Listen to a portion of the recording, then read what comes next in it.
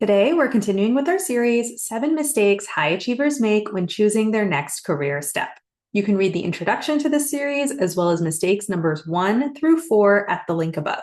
Today, we're going to jump into mistake number 5, which is being in execution mode instead of being in exploratory mode. So exploratory mode and execution mode are two different phases of achieving a goal. Neither is better or worse, neither one is smarter or dumber. They're just phase 1 and phase 2. Both work great as long as you use them in the appropriate phase. Let's actually start with phase 2, execution mode, first. I want you to imagine a corporation trying to hit its quarterly goals.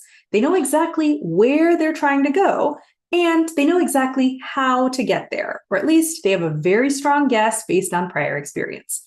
And because they have lots of information about the destination and the pathway, they go ahead and they just make a plan, they lay out a weekly roadmap, they set interim milestones and checkpoints to make sure things are on track, they block out any possible distractions, they fully commit to the plan in front of them, and then they put their head down and they get it done. That's execution mode. Now I want you to imagine a startup that's still figuring out product market fit. They don't 100% know yet where they're trying to go, or they might have a really broad idea like, we want to make lots of revenue, but they don't actually know all the details. And they also don't know how to get there, because how can you know the how when you barely even know the where? And because they have very little information about the destination they're trying to get to, as well as the pathway to actually get there, it doesn't make sense for them to set a quarterly revenue target and then make a plan and lay out a roadmap and set milestones and put their head down and get it done. They could do those things if they wanted to, but the target and the plan will probably be wrong. It'll be total false precision because they lack the information to be able to set a target and a plan accurately. So their number one priority is not to set a goal, make a plan, and execute. Their number one priority is gaining more information. They need to do things like talk to lots of people about the product and see how they react, or set up a bunch of sales calls and see if they can get anybody to commit to be a free beta user, or do a pilot and see what happens.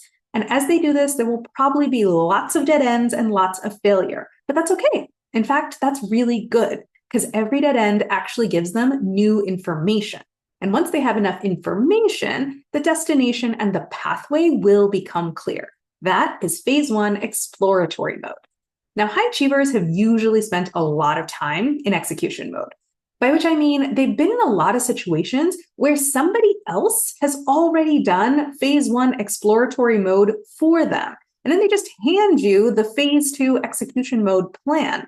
This happens in school. People will just go ahead and tell you, hey, the destination you need to get to is a great college or a great first job.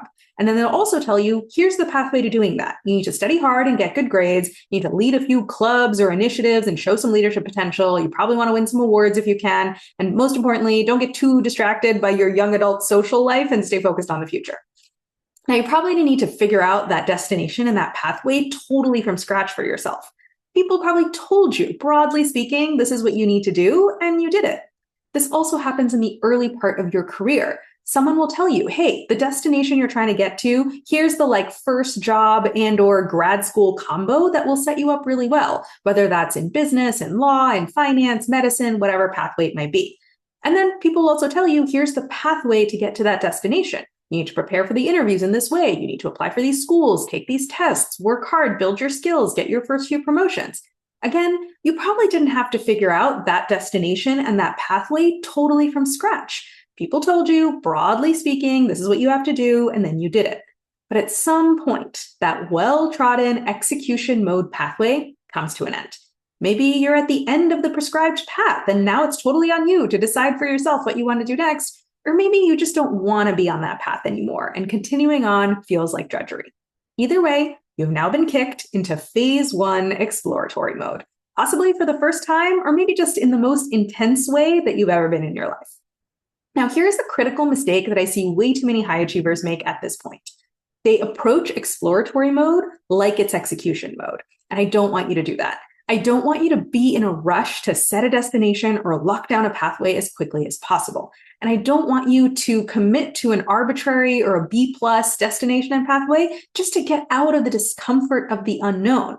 That would be like a startup putting pressure on themselves to lock down their product strategy before they have enough information from the market. Or it'd be like a startup committing to sort of a meh strategy and destination just so they have something to work towards instead of taking the time to really figure out their A-plus strategy and destination. Now, instead of treating exploratory mode like execution mode, I want you to recognize that you have entered phase 1 exploratory mode. You being here does not mean that you've lost your ambition, that you've screwed something up, or that something has gone horribly wrong. It just means that you're finding yourself in phase 1 for a change instead of phase 2. And this is incredibly normal. Everybody finds themselves in phase 1 about something at some point in their lives. We can't always rely on everybody else's phase 1 work forever. At some point, you have to do a little bit of phase 1 exploratory work for yourself. So it might be unfamiliar, but this is totally normal. Also, you are more than smart enough to handle this. Phase 1 is not rocket science. You literally just have to gather more information. You can do it. You have done way harder things in the past. And there is a game plan to be followed here. It's just a different game plan than the one that you're used to. In execution mode, the game plan is set your destination, carefully plan and lock in your pathway, and then put your head down and execute. In exploratory mode, the game plan is hold off on setting your final destination and your final pathway. Instead, gather information, do experiments, collect data, learn things, and when and only when you've gathered enough information to set your destination and your pathway with confidence, then you can switch over into execution mode. And if you're not sure exactly what you should be doing tactically to gather information and collect data and learn things, I've actually written a whole series on quick and easy career experiments that you can do to help you do just that. I've linked that series above.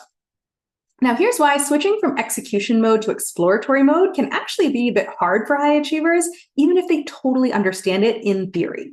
The reason it's hard to execute is exploratory mode requires a different identity. Execution mode often comes with the identity of, I'm a smart, fast executor who does things well and gets everything right. My self-worth and my identity is tied to getting an A in whatever it is I'm doing. On the other hand, exploratory mode requires a different identity. It often requires the identity of, I'm a smart, fast investigator and figure it outer, and I'm able to learn very quickly from every situation. My self-worth and my identity are rooted in the belief that I'm a smart person who is 100% capable of figuring this out. The other thing that makes this challenging is that exploratory mode requires different success metrics. Execution mode success metrics are things like be committed to the goal, have a clear plan, do everything really well, and then stay committed and stay disciplined even when things get hard.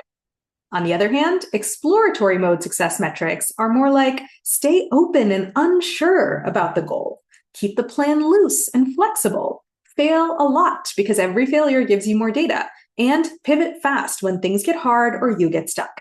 Now, there could be this kind of weird moral judgment that can happen between these two modes.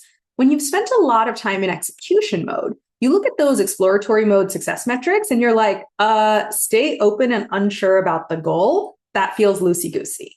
And then you want me to keep the plan loose and flexible? That feels like I'm not preparing enough. And then you're telling me to fail a lot? That feels like me just doing a bad job and like not even caring about it.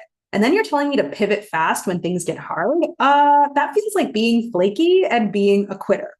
And the insults get slung in the other direction too. When you spent a lot of time in exploratory mode, sometimes you look at execution mode and you say, be committed to the goal. That feels rigid. Have a clear plan. That feels closed-minded and limiting. Do things well. That feels like being a perfectionist. Stay committed and disciplined when things get hard. That just feels like masochism. But I want to tell you, neither way of operating is morally superior to the other way. They're just two phases of the exact same process. Phase 1, when you don't have enough information yet, and then phase 2, when you do have enough information. You need both phases to ultimately succeed. And if you spent a lot of time in phase 2 execution mode, you probably need to build your mental operating model around being in phase 1 exploratory mode. That way you can get phase 1 done, lock down a killer destination and pathway for yourself without totally stressing yourself out in the process. All of this is exactly what I help my clients do. So I want you to come talk to me if you think I can be helpful on your journey. You can drop by anytime for a no strings attached coffee chat. It's not a sales pitch or sales call, just an opportunity for us to talk about whatever's on your mind, and I'll give you some one-off coaching and brainstorming about your situation. The link to book a coffee chat is above. Or you can also book a consult call, and we can map out what a full coaching engagement might look like. That way you can get clear on what you do know, as well as where you need to gather more information, and then we can work together to build the tactical plan to get that information, as well as do the mindset work that's required to actually be exploratory without feeling like you're totally lost or like you're doing a bad job all the time. That way, you'll be able to get done with phase 1 and go trucking along happily in phase 2 execution mode, which I know you're super familiar with. The link to book a free consult call is above. Or if you're listening on Instagram, all those links are in my bio. Or if you're listening on the podcast, all those links are in the episode description.